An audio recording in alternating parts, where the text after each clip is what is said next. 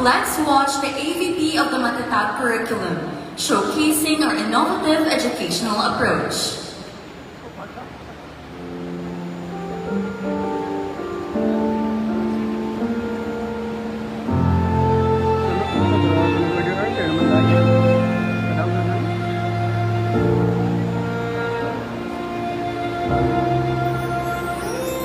Ang tanging may pamamaan ang buhay edukasyong Pilipino, tinutulong galing at talino para maabot ang pangarap mo.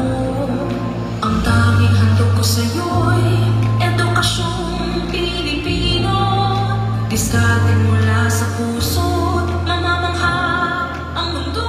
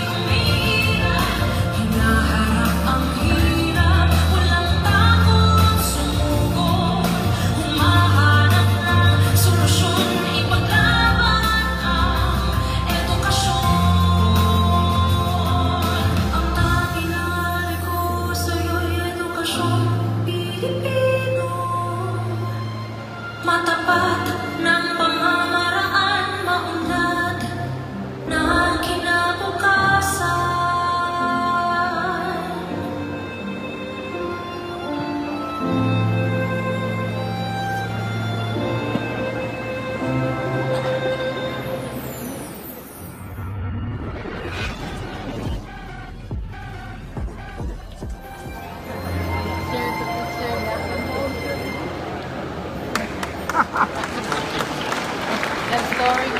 Ladies and gentlemen, the Vice President of the Republic of the Philippines and DepEd Secretary, Honorable Sara Z. Duterte.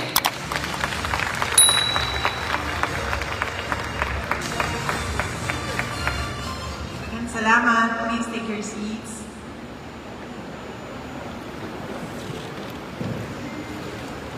To our guests from the local government unit of Bayugan, to our guests from the partners of the Department of Education, to my Department of Education family, mga kababayan, ladies and gentlemen, Assalamualaikum, madayaw, mayong adlaw, kaninyong tanan, magandang araw sa inyo lahat. Unahin ko po muna ang aking mga pagpapasalamat.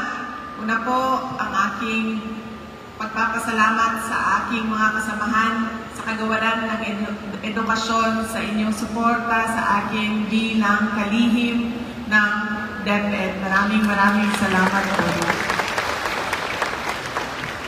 Pangalawang pagpapasalamat mula po sa akin personal, nagpapasalamat po ako sa inyong lahat sa tulong ninyo, sa kampanya ninyo, sa suporta ninyo at sa boto ninyo para sa akin noong nakaraang halalan noong taong 2022. Maraming salamat. Daghang salamat sa ako ang mga kaigsuunan dinhi sa Bayugan o sa tibuok Mindanao. Ang sunod na pagpasalamat gikan sa amuang pamilya, ang pamilya Duterte. Dako kaayo ni utang makabubud-on kaninyong tanan, mga kaigsuunan namo sa higayon nga ginahatag ninyo kanamo nga makatrabaho sa ato ang gobyerno. Daghan kaayong salamat. It is with much pride and joy that I join you today for the launching of the Go Negosyo Garden to Table business model. This innovative initiative transforms idle school land into valuable educational resources, generating revenue and sustenance for both our schools and local communities.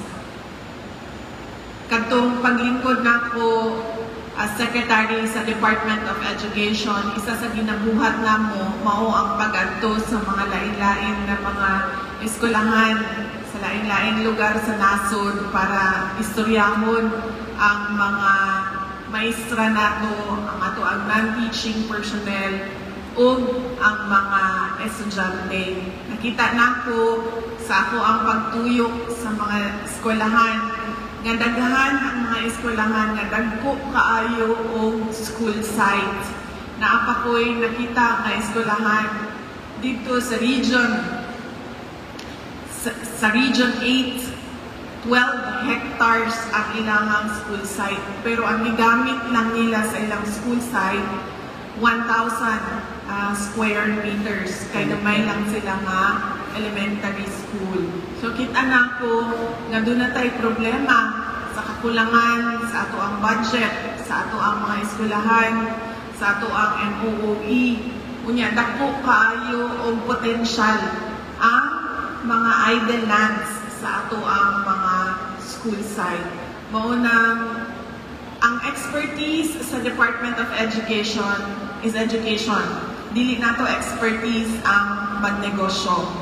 Mao nangita ko, laking istorya ko o mga private sector partners kung kinsay pwede motabang sa Department of Education aron matudluan ta paunsa ba magbuhat og sustainable na negosyo dinha sa sulod sa eskwelahan.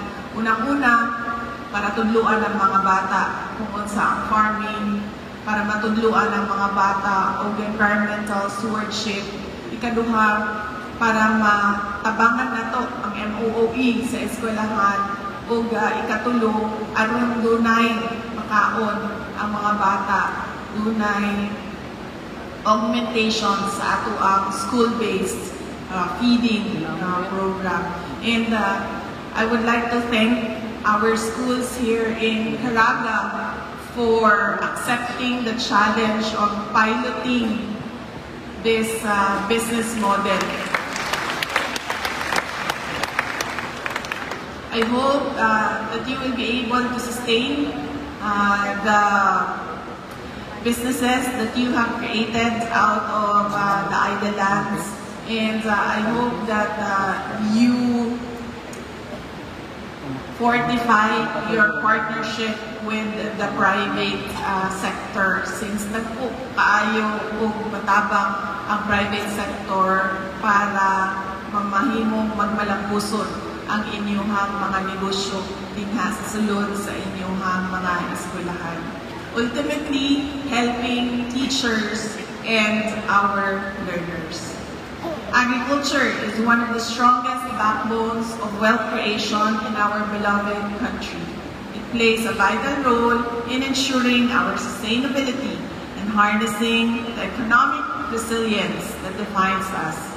Agriculture is not just about growing plants, it is about cultivating futures and nurturing the potential of our nation. Entrepreneurship is a dynamic force that drives the global economy forward. It fosters innovation, stimulates economic growth, and creates jobs. To truly harness the power of entrepreneurship, we must start cultivating an entrepreneurial mindset at an early age.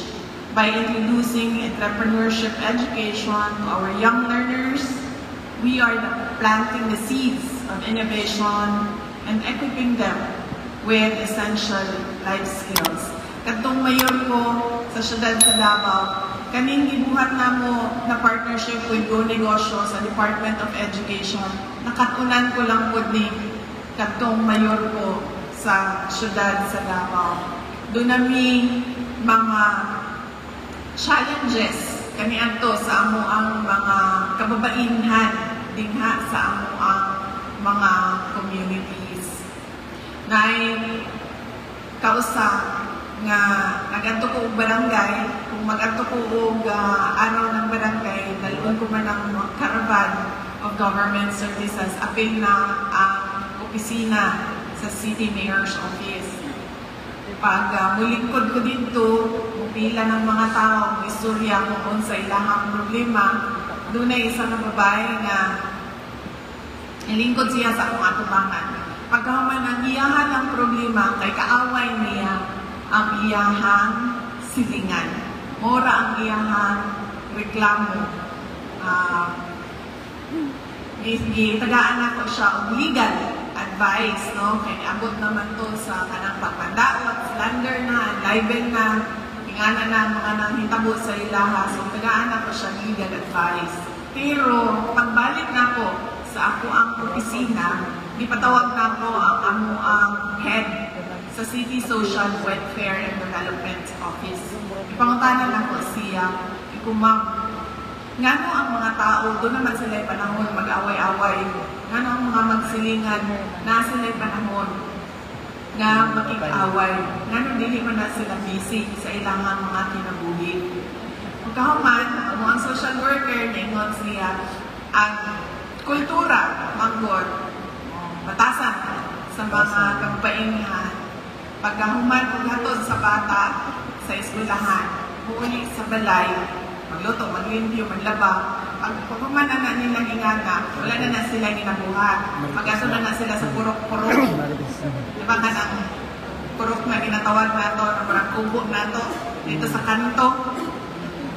Tapos pagkahuman, naiuban, magtong-its na, naiuban, mag-chismis na pag-chismis, hindi na magsugod ang away.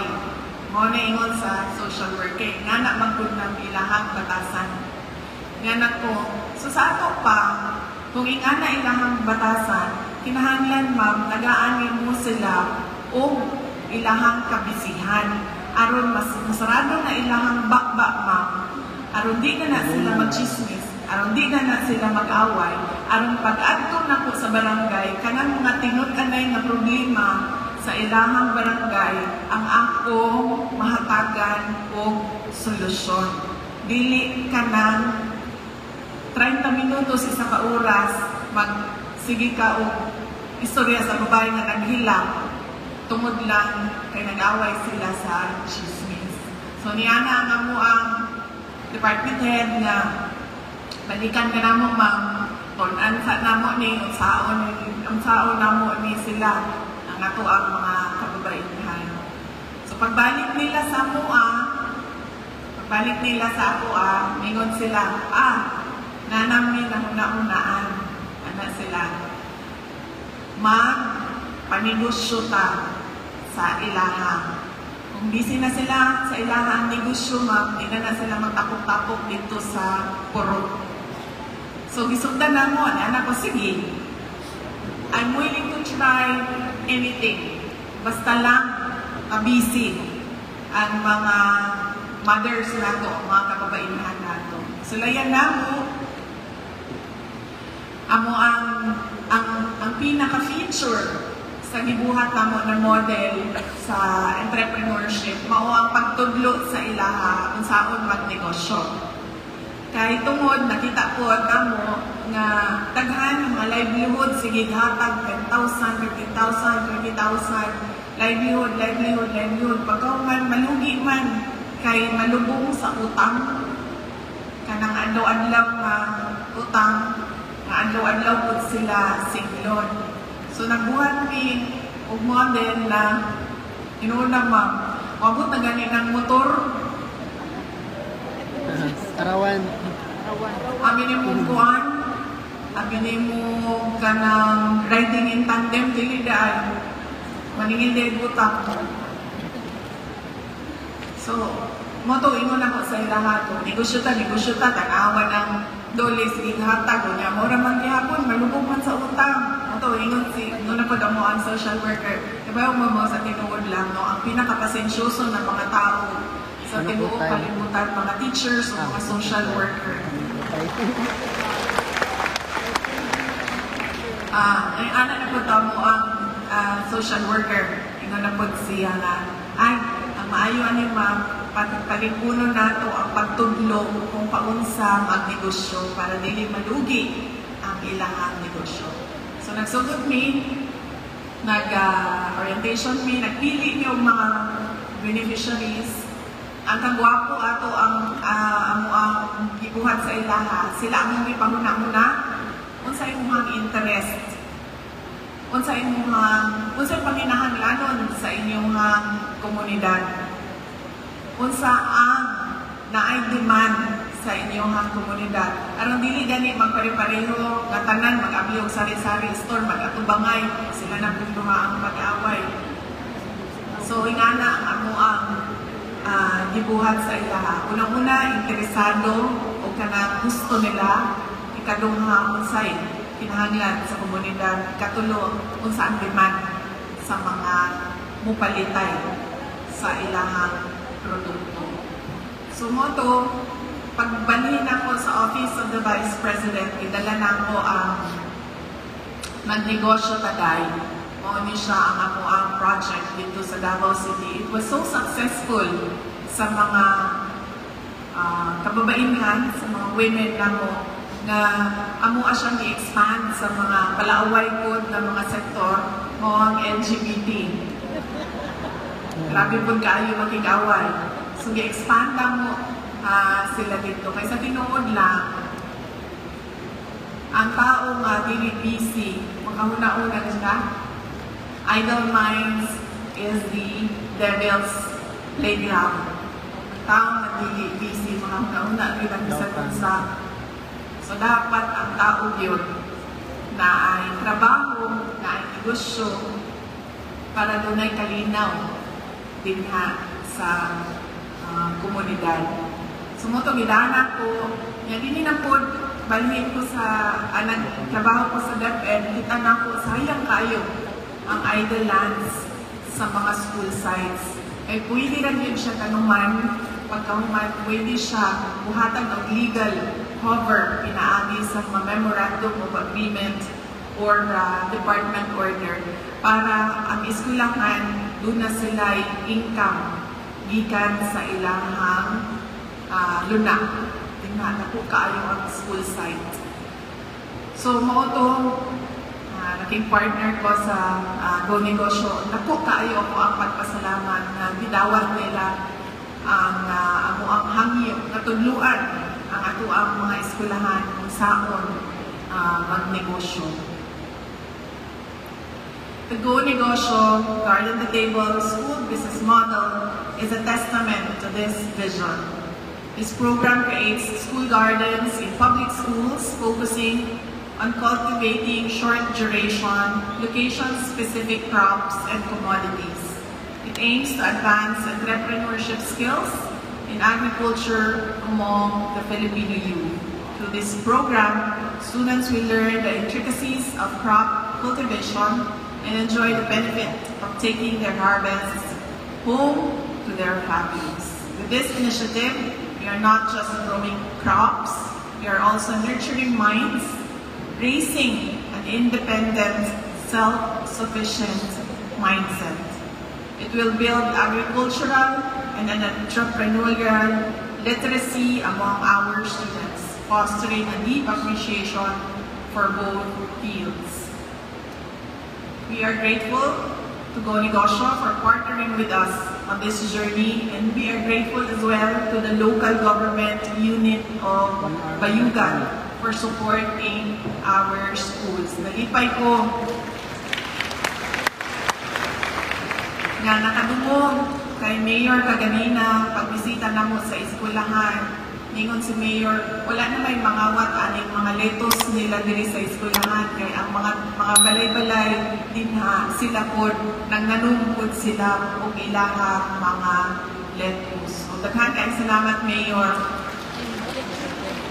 sa imuhang vision para sa katawhan aking sulan nato dinhi sa Bayugan.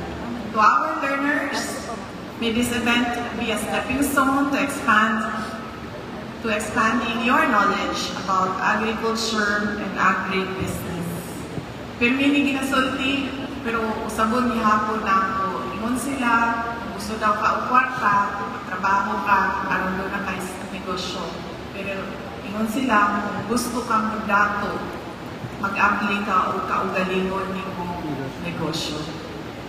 May you come to appreciate these fields as worthy professions, not only to uplift individuals, but also to bolster the resilience of our country's economy. The skills and mindset you develop here will open doors to countless opportunities in your future endeavors.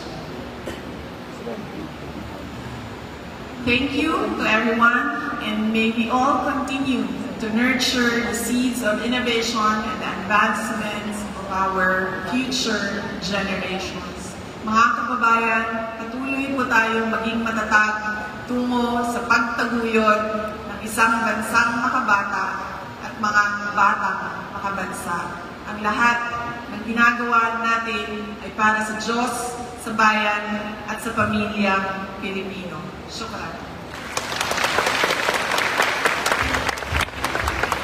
Thank you, VP Secretary Sara Duterte, for your inspiring words. As we draw our event to a close, we will now proceed with the photo opportunity, organized by batch.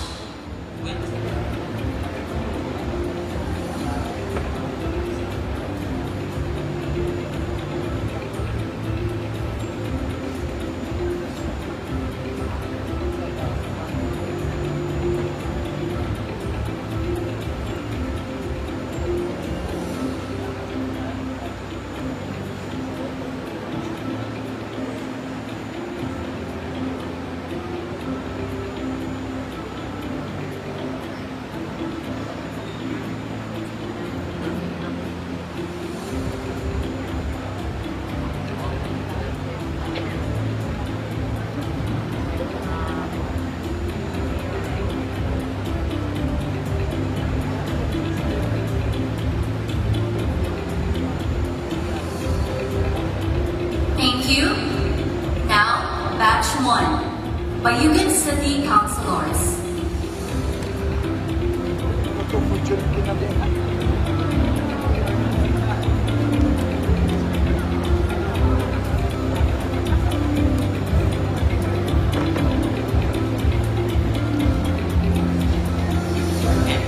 Schools Division Superintendents and Assistant Schools Division Superintendents.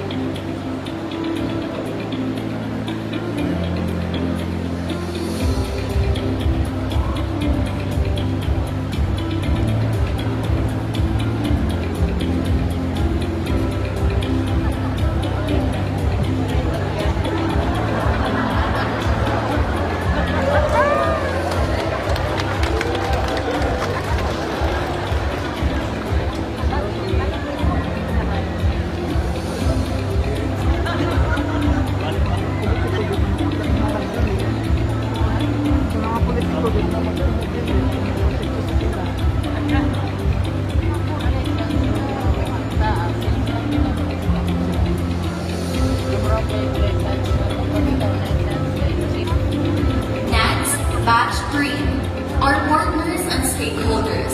Please come forward.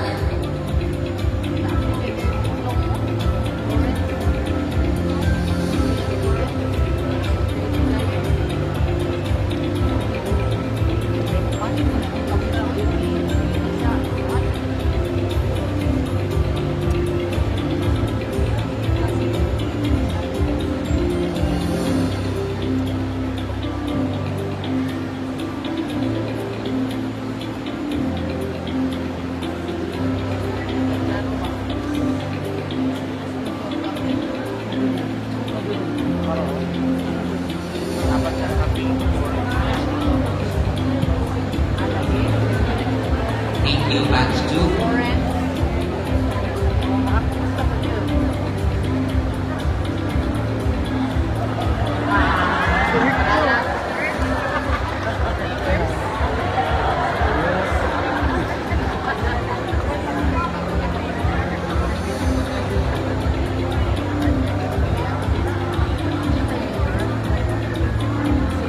Next, batch 4, DepEd Regional Office.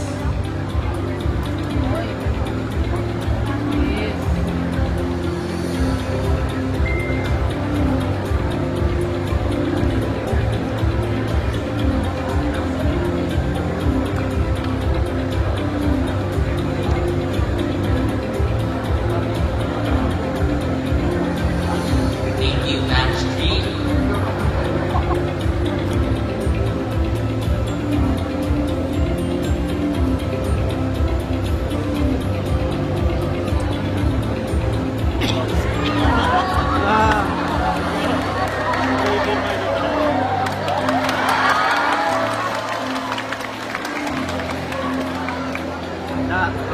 Wah, nagkikipag-on eh. Di basta-basta. Sige, savings na rin.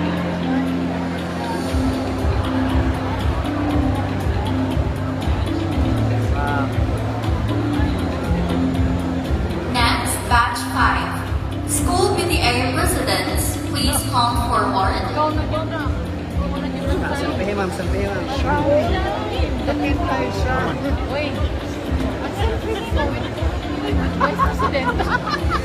Thank you, batch 4.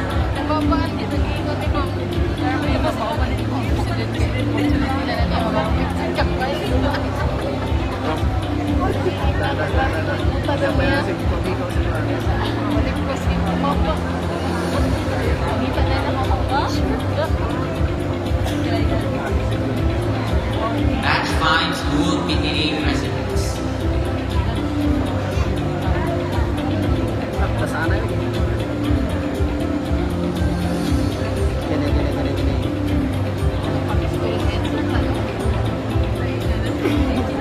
Ha? Sa?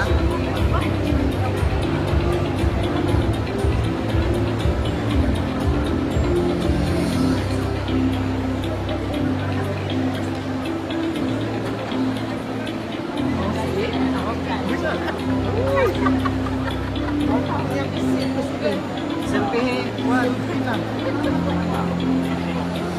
Siya na-accomplish. Sana na sa iya ang accomplishment.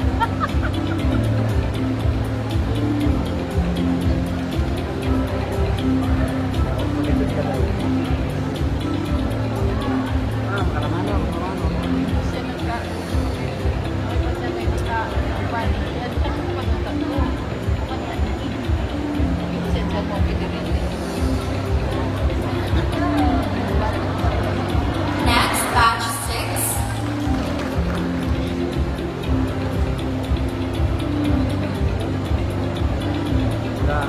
Department heads, Bayugan LGU.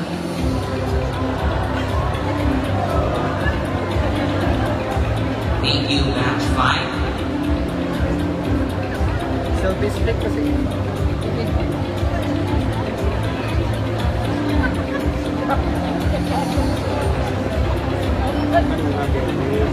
Kaya yun, parin. Sige. Baka nag-cellphone. Say, nag-cellphone. Agad lang. Sayang. Kaway. Grabe ka ba? Grabe kasi mo ka-accomplish ka ba?